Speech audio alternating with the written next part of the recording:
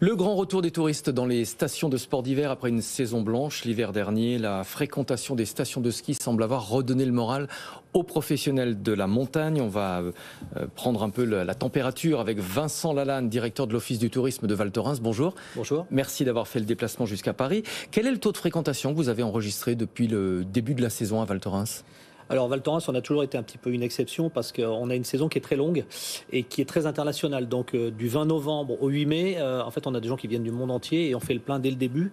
On a des taux de remplissage qui sont proches de 87% en moyenne depuis le début de l'ouverture de la station. Vous pensez que ça va permettre d'effacer les pertes de la saison précédente ? Je pense à la station, mais aussi à tout l'écosystème, les commerces, les bars, les restaurants ? Non, absolument pas. Le but d'ailleurs, on ne peut jamais, quand vous avez une activité économique qui s'arrête, vous ne pouvez pas la récupérer. Il y a eu des aides. À moins d'avoir eu, on a profité d'un certain nombre d'aides, mais on ne pourra pas récupérer l'écosystème général qui est de l'ordre quand même, rappelons-le, d'à peu près du milliard d'euros. Donc c'est quand même énorme, c'est tout ce qui peut être généré par le tourisme sport d'hiver. En termes de perspective, vous êtes confiant pour cette saison ? Oui, on est assez confiant puisque malgré un petit trou d'air avec les problématiques de Brexit et les relations politiques entre la France et l'Angleterre qui nous ont empêchés d'accueillir nos clients anglais, les clients français comme étrangers sont arrivés en masse et continuent à réserver. On a beaucoup de réservations là sur la deuxième partie de saison parce qu'il faut rappeler qu'on n'est qu'à la moitié de la saison quand on est au mois de février. Au-delà de la crise sanitaire, l'énorme enjeu pour les stations de ski, c'est le réchauffement climatique. Alors Val Thorens fait partie de ce qu'on appelle les stations de haute altitude, ce qui vous protège évidemment plus du réchauffement. Est-ce que vous pensez que les stations de moyenne montagne, celles qui sont à des altitudes inférieures, sont inévitablement condamnées à brève échéance ? Alors condamner, c'est un grand mot. Vous savez, les montagnards, ils savent s'adapter. Effectivement, à Val Thorens, on y fera peut-être plus du ski. Oui, on fera peut-être probablement d'autres activités. Il y a quand même un certain nombre de stations françaises qui sont des stations de dernière génération, dont Val Thorens fait partie, qui sont des stations avec un enneigement garanti toute la saison, voire même plus loin. Mais effectivement, pour des stations de moyenne altitude, elles se réinventent également et elles proposent des nouvelles activités à leurs clients. Vous avez beaucoup d'organisations qui ont été faites à côté. Vous avez beaucoup de choses avec le vélo et autres. Et les gens aiment bien. En fait, les clients en général aiment bien pratiquer d'autres activités, mais même, j'allais dire, en après-ski dans les grandes stations, vous l'avez aussi ces possibilités. Citons par exemple à Val Thorens, on a des superbes pistes de luge, on a des pistes de tubbing, on fait également du vélo sur neige avec des fat bikes. Tubbing, qu'est-ce que c'est ? Alors le tubbing, c'est une nouvelle activité qui consiste à être sur une bouée en fait et descendre sur une piste qui a été aménagée avec une bouée. Je sens que ça va plaire à Aurélie, notre productrice. Les stations de haute altitude donc ont vraiment diversifié leur offre. Elles ont engagé des programmes de diversification. Qu'est-ce que vous faites pour attirer les touristes l'été ?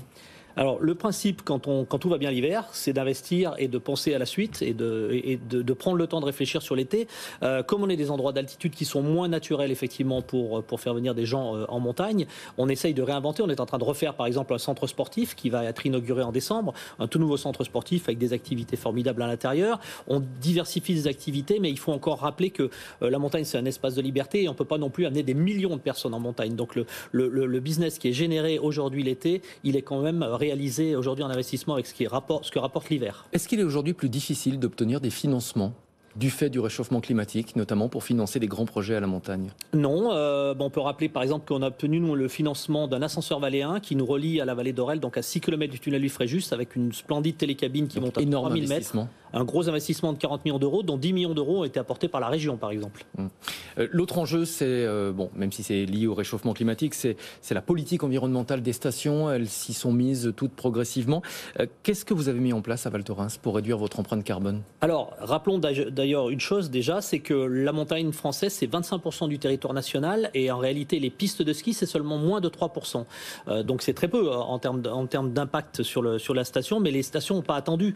D'abord, le coût de l'énergie qui a considérablement augmenté fait qu'on a effectivement fait des économies d'énergie énormes ces dernières années, en particulier sur les remontées mécaniques et également sur le travail sur les enneigeurs. En fait, le travail qui a été fait sur les enneigeurs, on essaye de consommer le moins possible, de créer des réserves collinaires qui évitent d'avoir à remonter de l'eau. On garde l'eau en altitude et c'est uniquement la force gravitaire qui l'a fait sortir des canons. Toutes ces choses-là font qu'on a beaucoup investi ces dernières années, y compris dans les équipements en termes de dameuses ou autres. On a un cercle qui est très vertueux là-dessus. En même temps, on vit de la nature et donc on doit la respecter et c'est à la fois notre business et notre lieu de vie. Donc bien évidemment, on veut transmettre à nos enfants ce que nous, on a pu recevoir de nos parents. Le principal problème des stations de ski, ce n'est pas l'empreinte CO2 sur place, c'est les moyens de transport pour y arriver. Je vous entendais parler du dernier kilomètre, c'est la première problématique que l'on doit résoudre effectivement dans les stations. Donc il faudra qu'on multiplie les travaux, en particulier sur le côté ferroviaire. Je pense que l'avenir sera à avoir de plus en plus de trains qui viennent. On a déjà la chance d'avoir la ville de Moutier à côté avec des TGV, des Eurostars, des Thalys ou autres qui nous relient. Mais le dernier kilomètre se fait par la route. Le dernier kilomètre se fait par la route. Alors après, il y a les ascenseurs valéens qui sont une solution. Et il n'y a pas une solution miracle. C'est une multitude de solutions qui fera qu'on libérera un peu de place sur les routes et surtout qu'on réduira l'empreinte carbone là-dessus. Merci beaucoup d'être venu en plateau nous parler de cette saison. Vincent Lalanne, directeur de l'Office du tourisme de la station de Val Thorens. Merci et bonnes vacances. Merci beaucoup.